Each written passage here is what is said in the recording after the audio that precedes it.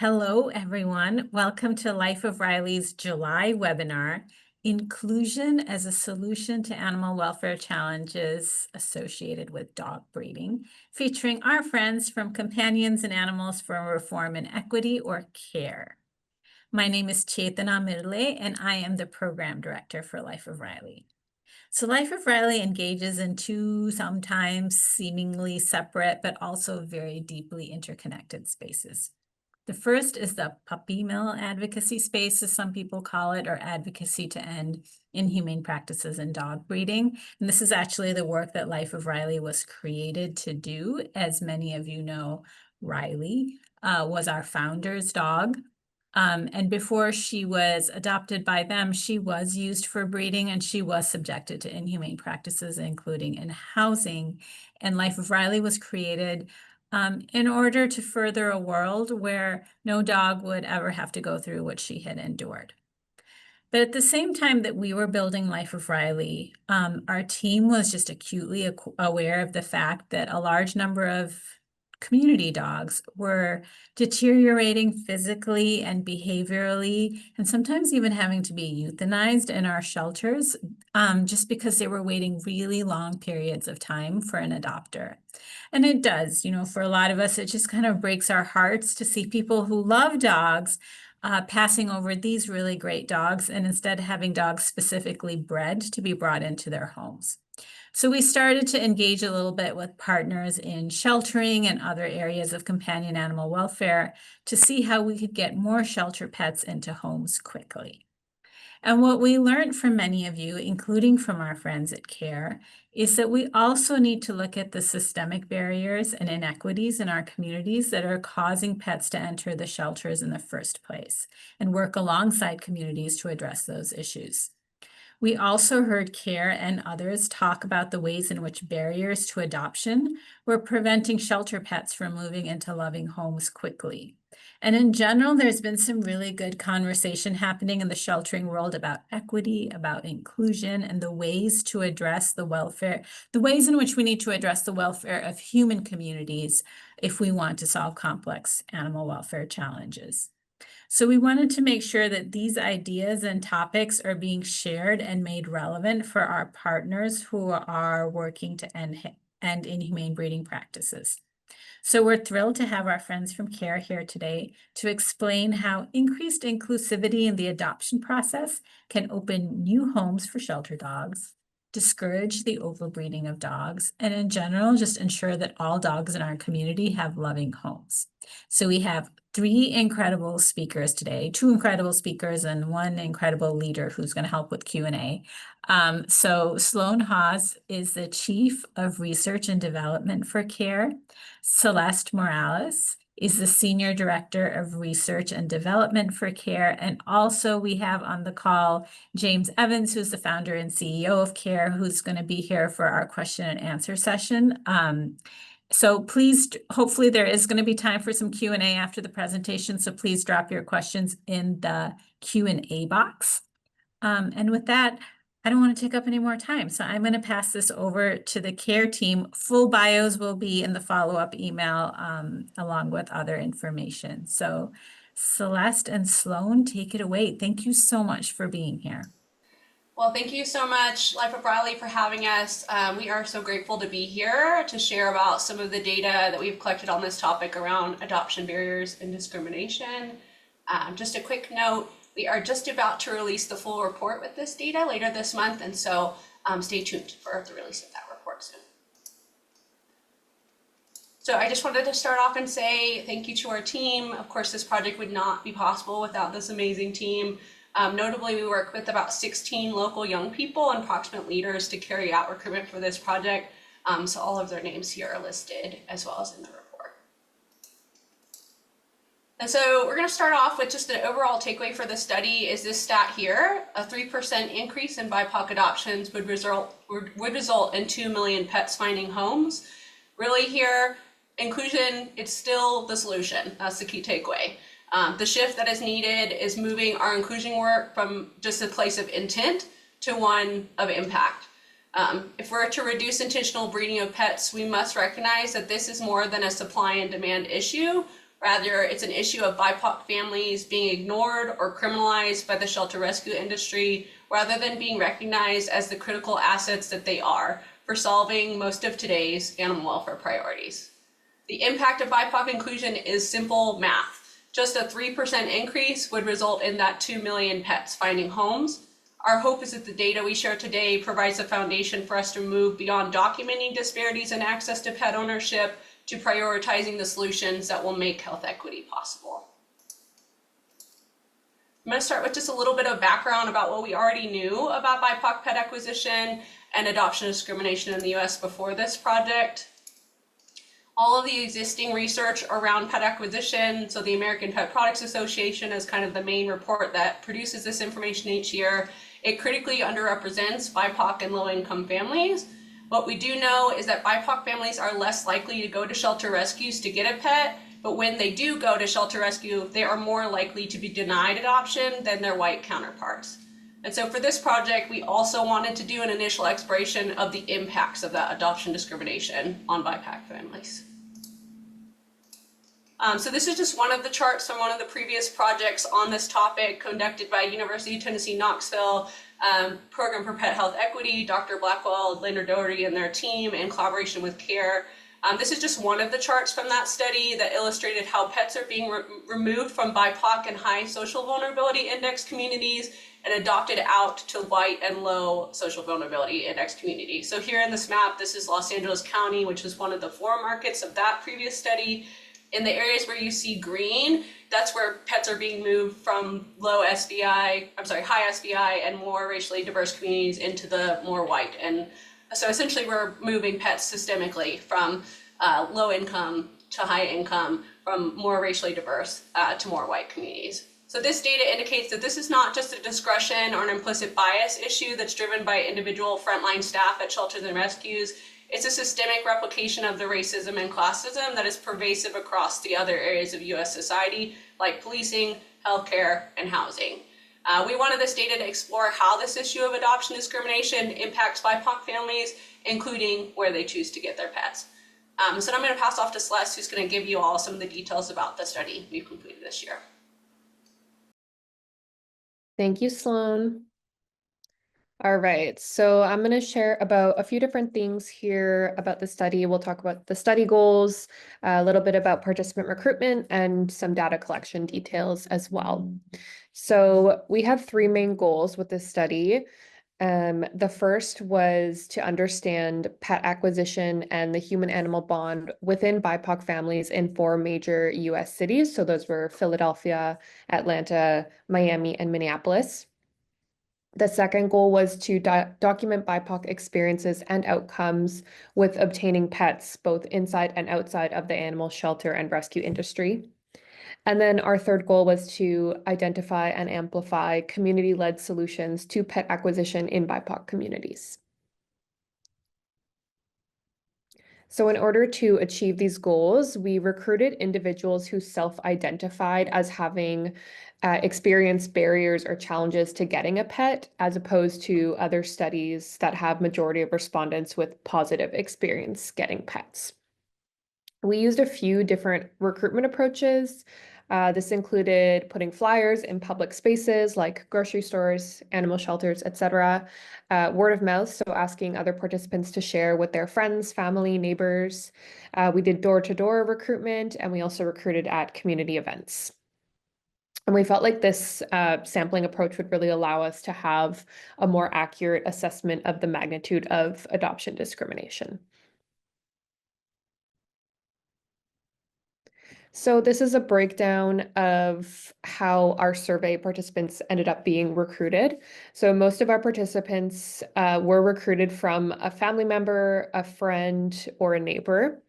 And this really highlights the importance of our model of partnering with local young people and proximate leaders to conduct recruitment for this study, because this approach not only allows us to effectively reach some of the most, quote, hard to reach communities for research, but it is also really valuable workforce development. So we're really hoping and trying to cultivate the next generation of social science researchers through this community-led approach to research. So in terms of data collection, we collected stories and lived experiences through both focus groups and surveys. The focus groups were done both in person and virtually with a total of 26 participants. The survey was hosted online, and we had the local research assistants support with survey data collection. And these included young people from one of our research partners, We Love Philly, students from Red Lake Nation Tribal College, proximate leaders, and other BIPOC individuals who were interested in engaging in workforce development and gaining experience in community-based research. So a little bit about the demographics of the survey participants. We had a total of 311 survey participants distributed across the 4 communities. The data were collected from BIPOC pet owners in mostly urban areas, but in Minnesota, because we recruited through Red Lake Nation College, we did have quite a bit of tribal nation and rural representation there. So we do have a very detailed breakout of the demographics here for anyone who is interested, but for the purposes of time, I'm just going to highlight a few key demographics. So first, we had an all BIPOC sample with 51% of participants identifying as Black. Another notable highlight from the demographics here is that a majority of our sample is lower socioeconomic status. So for this study, that meant that their yearly household income was less than 30,000.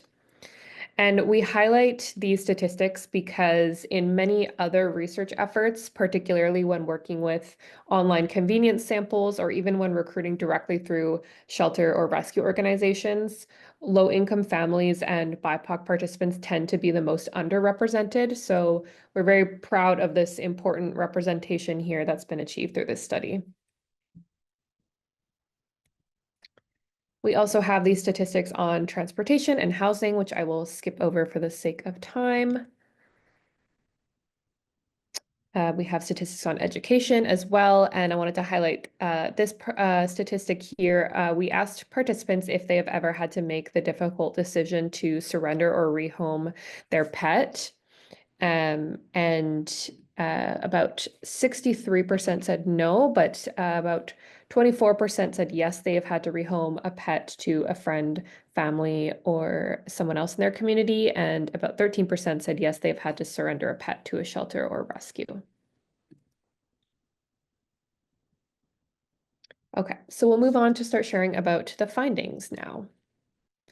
Starting with beliefs about pet ownership. So about 86% of survey participants agreed with the statement, I believe all individuals deserve to have a pet, regardless of income, education, cultural background, etc. On this topic, here is a quote from a focus group participant from Atlanta. They stated, it's becoming a privilege to own a pet, and I think that's a bad thing. We also asked participants about their reasons for getting a pet, and the study participants demonstrated a very strong desire to use ethical and high-quality sources for getting their pets. Many of them embodied this rescue mentality that is promoted by animal shelters and rescue organizations, the idea of adopt, don't shop. And the primary reasons to get a pet that were shared by survey participants included companionship, emotional and mental support, and safety. So these findings actually diverge from a previous study that found that companionship was listed as the primary reason for getting a pet reported by middle and upper socioeconomic status pet owners, with pragmatic reasons like security or adding income being indicated as the most important for low socioeconomic status pet owners. Here's another quote from one of the focus group participants. This is a pet owner in Philadelphia. They said, related to their reason for getting a pet, because I want to help the animals that can't find a home. I originally looked at the breeding option just so I can get exactly what I wanted, but it's just, my heart was just like, I want to save an animal.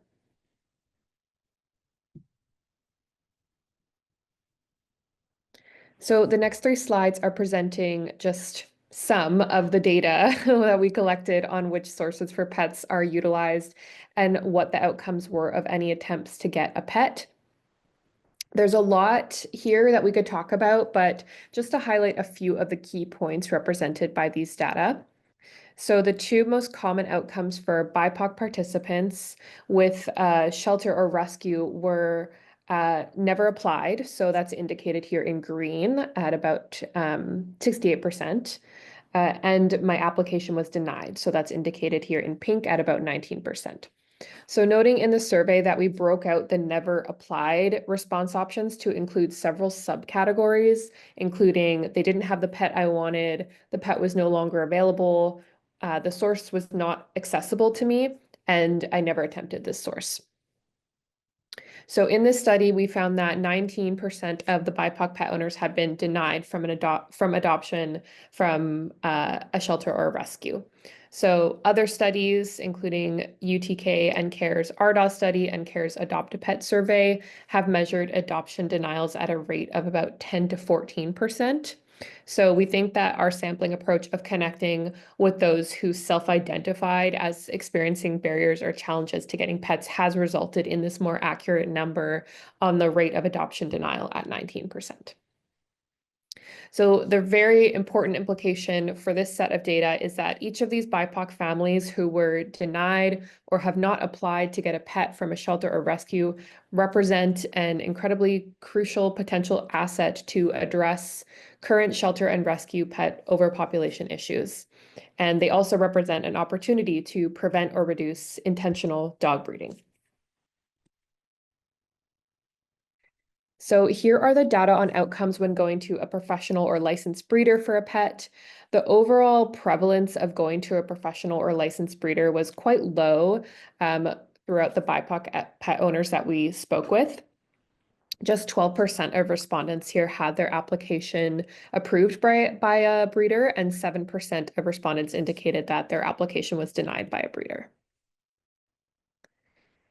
Next, we have the data on the outcomes when going to a friend, family member, or neighbor to get a pet. So notable here is that the rate of individuals utilizing friends, family, or neighbors as sources for pets, which is at about 60%. And acknowledging that Life of Riley is focused on eliminating inhumane practices in dog breeding, we want to be very clear here that this section of data does not solely include individuals obtaining puppies or kittens that are resulting from litters of unaltered pets. In fact, often we heard that these are adult dogs and cats that are being rehomed within their community rather than surrendering to a shelter or rescue. So in this way, many of the individuals obtaining pets from a friend, a family member, or neighbors are really valuable assets for keeping pets out of the shelter or rescue system to begin with. So to share a few insights into why BIPOC pet owners were choosing sources other than a shelter or rescue, this is a quote that embodies some of what participants shared about the perceived benefits of utilizing breeders as a source for pets.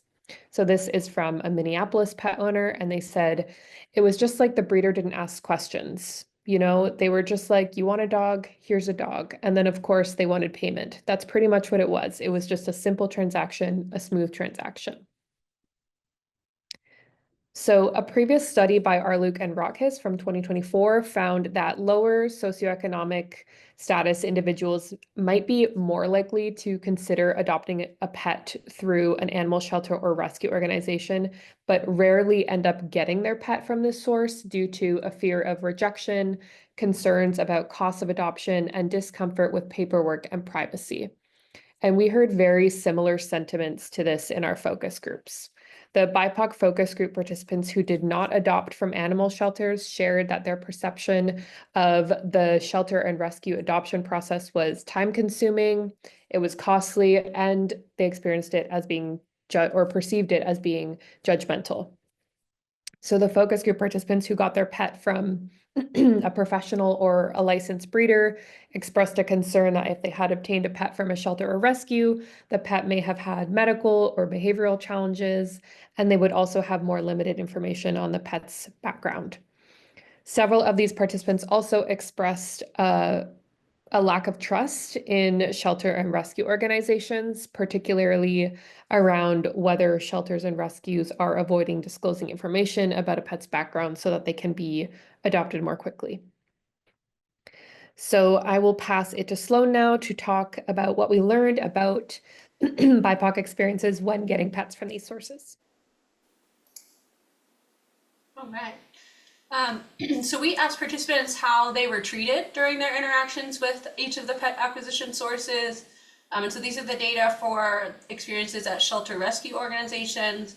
The BIPOC participants who had attempted to get a pet from a shelter rescue had the highest instance of negative experiences at about 72%, compared to the other two sources of breeder at 55% and a friend, family, or neighbor at 23%.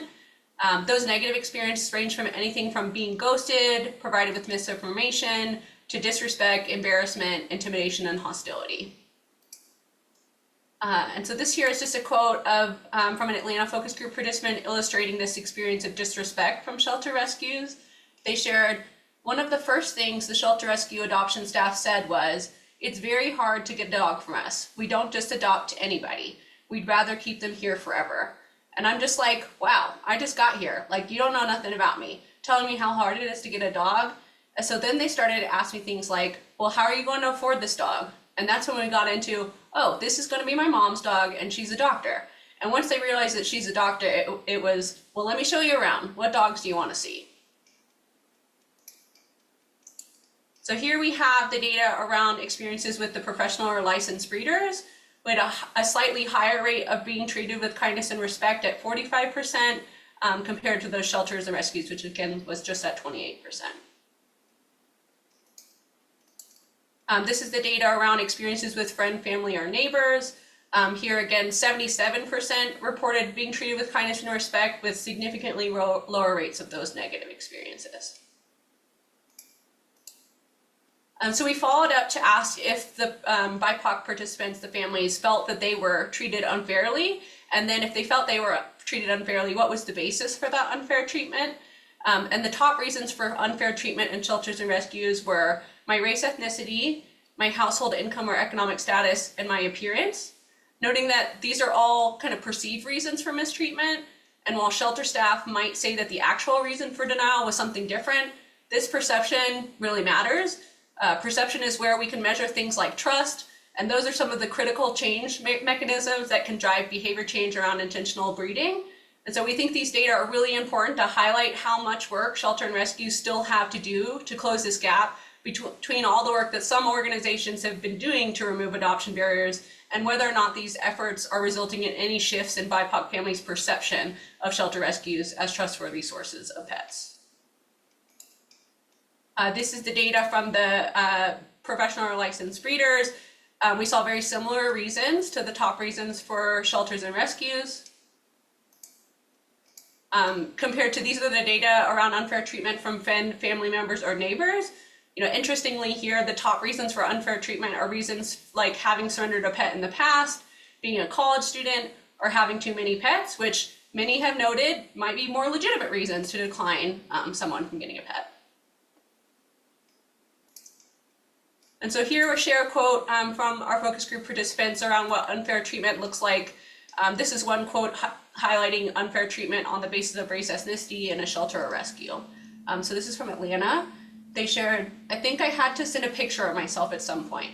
Every place that I tried to adopt from, they had this super lengthy process, this super intrusive process, where they were asking really personal questions. The process did make me feel a little uncomfortable whenever it came down to me having to share intimate details about myself, including sending a picture of me to them. I'm like, why? And I think that was a way to see if you're white, if you're black, like what you were giving. So yeah, I learned that appearance and also kind of like stereotypes. I didn't know that so many characteristic factors played into whether or not you will be able to adopt until I tried. And that was a long process. Like, I want to say I spent months trying to adopt a dog." This is one more quote around unfair treatment around neighborhood and socioeconomic status. They shared, another Atlanta pet owner said, "I feel like a lot of times the outreach by animal shelter and rescues is circular. They're preaching to the choir. They go to the people who have credit cards with no limits specifically for their dogs, and they talk to them about adopt, adopt, adopt. But they don't come to our neighborhood with that same type of thing, you know?" And so this is probably one of the most important pieces of data from the study, in my opinion. This is the data asking about the impact of that unfair treatment. And so these data are difficult to share. I always kind of have to try to hold it together when I share this. So I'm gonna not cry is my goal for today. Particularly, the reason this is challenging is acknowledging that shelter and rescue industry has been working on this topic of adoption discrimination for 10 plus years. So the top impacts of unfair treatment at shelter rescues are, of course, choosing a different place to get a pet and being hesitant to get from this source again. And while smaller in relative percentage, it's important to highlight these data on the prevalence of the individuals who shared that they questioned whether they were a responsible or suitable pet owner, or they felt unworthy or undeserving of a pet. In my opinion, just one person feeling this way is one too many. Adding a pet to the family should be a joyful and supportive experience that extends the opportunity for BIPOC families to gain access to the profound physical, social, and emotional benefits of the human bond, not one that reinforces this deficit view of BIPOC families as less than or irresponsible. This adoption discrimination delays Black and brown pet owners the access to the powerful impacts of the human bond. And so these data are particularly heartbreaking given that BIPOC families in the US are subjected to stacked experiences of discrimination and systemic harm across most of the dimensions of society, in housing, education, economic opportunity, access to healthcare. I don't need to rattle these off to this audience, but just repeating them. These are experiences of racism and discrimination have measurable long-term effects on BIPOC individuals' physical and emotional well-being. So this data is my why, just getting this data down to 0%, if you will. And it just further underscores how much work we still have to do as an industry around our inclusion practices. So we're getting kind of to the end of our piece around people's experiences with the sources. I'll just go through these last few slides around the impacts in the professional or licensed breeder. Again, we saw similar impacts, but again, there were overall fewer families who felt they were treated unfairly altogether. And then this is the breakdown for friend, family member, or neighbor, similar point here, but an overall lower number of individuals total who felt they were treated unfairly by a friend, family member, or neighbor.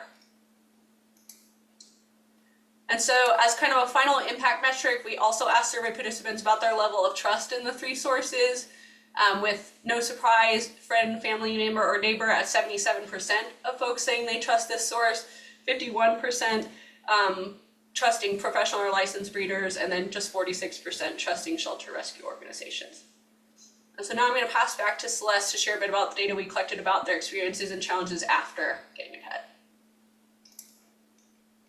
Thank you, Sloan.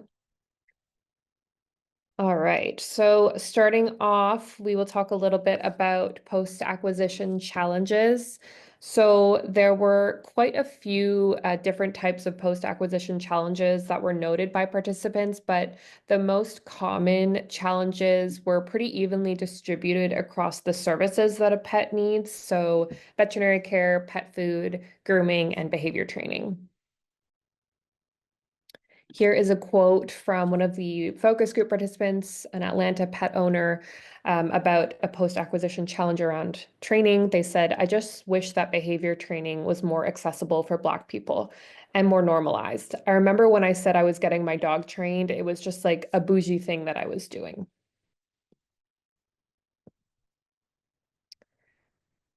So we heard about a few additional challenges in the focus groups and got to have more conversations about those. And housing came up as a significant challenge after getting a pet. So this pet owner from Philadelphia in one of our focus groups said, "I'll say for me, it's more when I was moving, because when I was looking for an apartment, a lot of people were not open to cats. Like some places were okay with dogs, but a lot of people just assume cats are automatically going to scratch the walls and spray everywhere. So I'll say that the main challenge I dealt with my cats was the moving process. I was surprised with how many people actually don't prefer cats as a pet when you move in." And I'll note here that thanks to SpringPoint, we have several research projects that are in progress right now to address barriers to finding and maintaining affordable housing that allows pets. So we'll get to continue researching this important topic. Okay, so we also asked participants about the resources that they used post-acquisition. And the top 3 resources that were used included low-cost or free vaccine clinics, low-cost free or free spay and neuter clinics, and pet food pantries.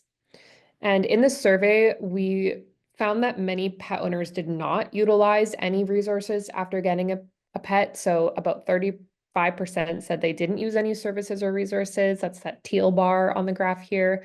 But based on the survey alone, it wouldn't have been clear why those resources weren't being used. So this is why the focus groups are so important as a part of the research process as well. Just like Timothy just made a comment in the chat here, being able to see these numbers alongside stories is so important. So one of the focus group participants highlighted the potential hesitancy to utilize free or low cost resources in their community due to the fear of being perceived as anything other than a responsible pet owner.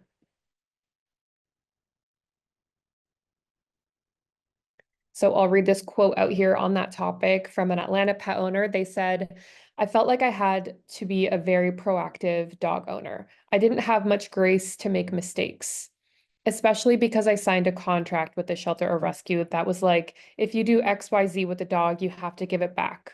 I do think there was anxiety attached to that. And I don't think non-Black and brown pet owners typically have to go through this. Like they're just allowed to, or it feels like they're just allowed to have their pets and fully enjoy their pets without having to worry about if they're being perceived as a responsible pet owner." So this hesitancy to utilize resources after acquiring a pet comes from a recognition of the bias against people who adopt and then use subsidized services immediately after. So pointing to that assumption of if you can't afford a pet, you shouldn't have one. So we also asked participants if there were any resources that they needed after getting a pet, but that they weren't able to find or access. And the number of suggestions for additional resources here was quite low at 5%. But the services or resources that survey participants indicated as needed included affordable veterinarians, affordable behavior services, and a pet pantry. But in the focus groups, participants really emphasized the need for trusted providers.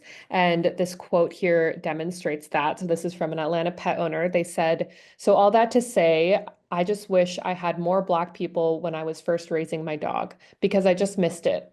Transparently, sometimes not being able to just like, I can't even talk about stuff or like ask for advice without fear or judgment. I just want to go to a Black trainer." So after months of demonstrating their suitability of a responsible pet owner, it's only logical that BIPOC pet owners would be hesitant to reach back out to the animal shelter or rescue to ask for support. So I'll pass it back to Sloan now to share about some of the solutions that participants shared to address these challenges. All right, headed into the last chunk of data here for anybody who's not a data nerd and just wants to talk about this with us. We're almost there. This last slide is also quite important. You know, like all of our research, we want each of our projects to go beyond just documenting disparities and instead highlight the solutions that are needed to achieve equity. So here we share about what the participants shared as their solutions for making the process of getting a pet a more positive and fair experience. The top 3 solutions included services, supplies, and information after adoption purchase, eliminating process barriers, and being more understanding of a person's financial situation. You know, we highlight these in particular because most of the previously explored solutions in the field have included things like HWA's Adopters Welcome, which is an amazing resource that's been offered since 2012. But in our stakeholder conversations about these data, we heard individuals from all areas of the pet industry speaking to the reality that we haven't made adequate progress on ending adoption discrimination and may even be seeing a resurgence of adoption barriers like things like home visits, for example. This backsliding may be due to the absence of a metric that captures what exactly we are working towards, increase access to pet ownership for all. So to move to this space of making measurable progress towards equity, we need a measurable goal to work towards and hold ourselves accountable to. The goal put so clearly here by the participant from Atlanta is eliminate gatekeeping of pet ownership, or inclusion, if you prefer that terminology.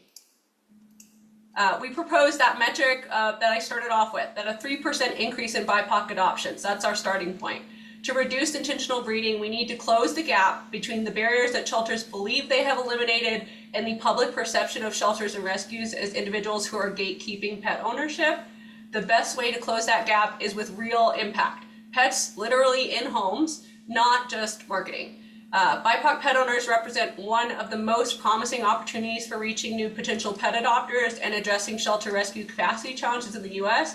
And we estimate that just a 3% increase in BIPOC adoptions from shelter rescue organizations across the US is 2 million pets finding homes. 3% is both an attainable and an impactful goal. And so how do we get there? In addition to all the other programs that are designed to walk organizations through eliminating their adoption barriers, like the Adopters Welcome Program, CARE has developed several programmatic solutions to advance inclusion and equity. This is the shameless plug for our Juneteenth promo that's going on right now that makes this accessible to everyone. It's $19 for our bronze and 19% off our veterinary ready, as well as our ready copper for animal control officers through the end of this month. So now is your chance. And if you'd like to hear directly from any of the organizations that have taken the course and seen the impact, many of y'all are here with us today. I see you, I appreciate you, but please don't hesitate to reach out to us. We'd love to connect them with you as well. And so with that, we will open it up for questions. And thank you to our funder of this project, PetSmart Charities. Thank you, Celeste and Sloan. That is incredible data that is going to make all of us think about the way that we do our work differently.